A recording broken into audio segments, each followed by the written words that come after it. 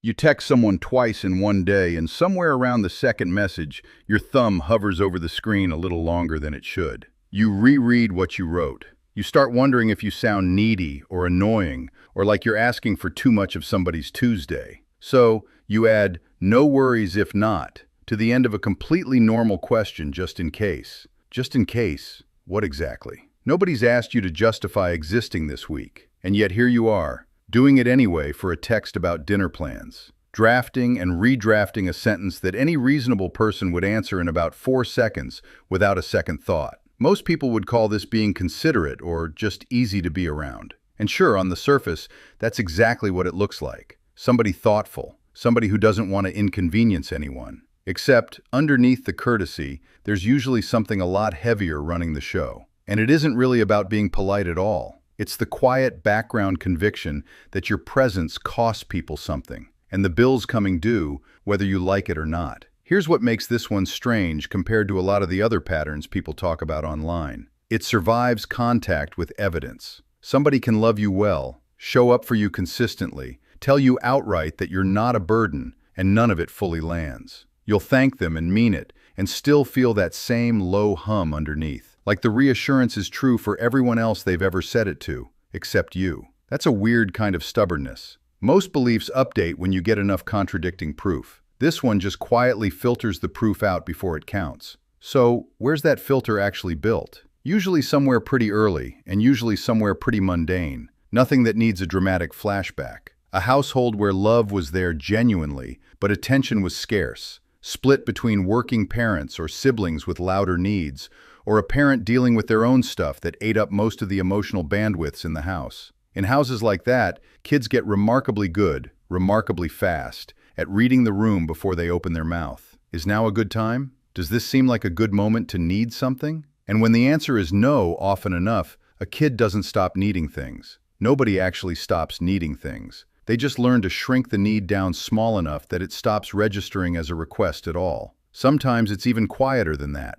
Maybe nobody was overtly stretched thin. Maybe it was one offhand comment repeated enough times to calcify. A parent joking that the kid was a lot, or sighing at exactly the wrong moment during a meltdown, or comparing them even lightly to a sibling who never gave anyone trouble. Kids don't do nuance well. They don't file that away as one tired adult having one tired evening. They file it as data about how much of themselves is tolerable, and then they spend the next few decades quietly editing themselves down to match. There's a researcher named Thomas Joyner who spent years studying this exact feeling in a clinical context, and he gave it an actual name: perceived burdensomeness. The word perceived is doing real work there, by the way, since this was never a factual accounting of how much space someone actually takes up in other people's lives, just a stubborn belief that got treated like an audited fact. Joyner's research takes it seriously because it tends to travel alongside real disconnection and real distress, not because the belief itself is remotely accurate. If this is landing hard for you right now, genuinely put the video on pause and talk to someone, because that feeling deserves a real person's attention. Okay, deep breath. Back to the everyday version of this, because most people watching aren't in crisis. They're just tired of feeling like an inconvenience at brunch. And this is where it gets almost funny in a bleak sort of way. The adult version of that kid becomes remarkably skilled at pre-canceling things before anyone even has the chance to be annoyed. Ended plans early so you don't have to deal with me. Turn down help while visibly struggling because accepting it would somehow prove the theory correct. Apologize to a waiter for asking what soup was in the soup. You know exactly who you are. And there's a specific move worth naming here because it's sneaky. Doing something generous and then immediately undercutting it before anyone can even respond.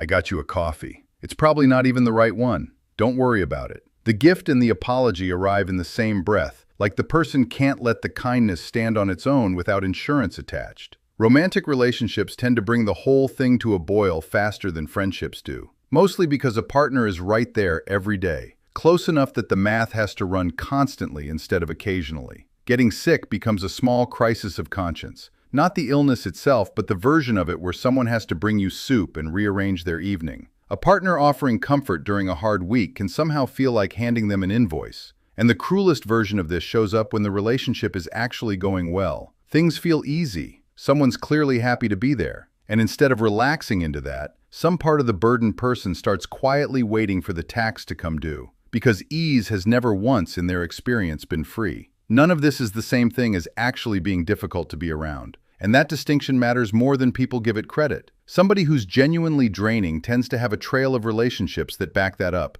People quietly stepping away, conversations that dry up, invitations that stop coming. The person who feels like a burden usually has the opposite trail. People stick around. They keep reaching out. They get mildly exasperated in a loving way at being told for the 100th time that they didn't have to do that. The evidence points one direction, and the feeling points the other. And the person just keeps trusting the feeling because it got there first. Here's the part that tends to get skipped in most of the advice about this. Telling someone you're not a burden almost never works, because the belief wasn't built by logic, so logic alone rarely dismantles it. It was built by a kid doing math on how much space was actually available, and getting an answer that stuck around decades past its expiration date. What actually starts to shift it is smaller and slower than a pep talk. Letting someone help you carry one box, saying, "Actually, yeah, that would help," and staying in the room long enough to watch them not leave. It rarely happens in one grand moment of realization. It happens in dozens of small, boring instances where the predicted disaster simply doesn't arrive,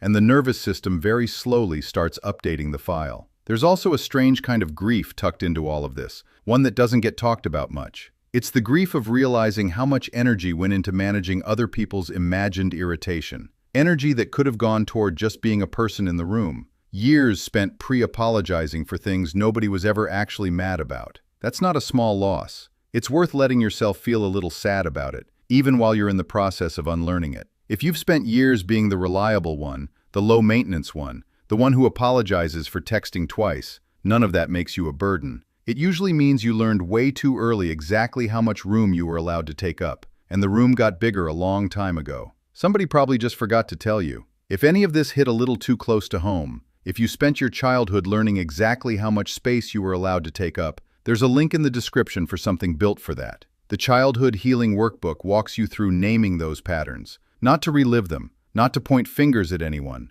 just to finally see them clearly enough to stop letting them run the show and start treating your own needs like they actually count.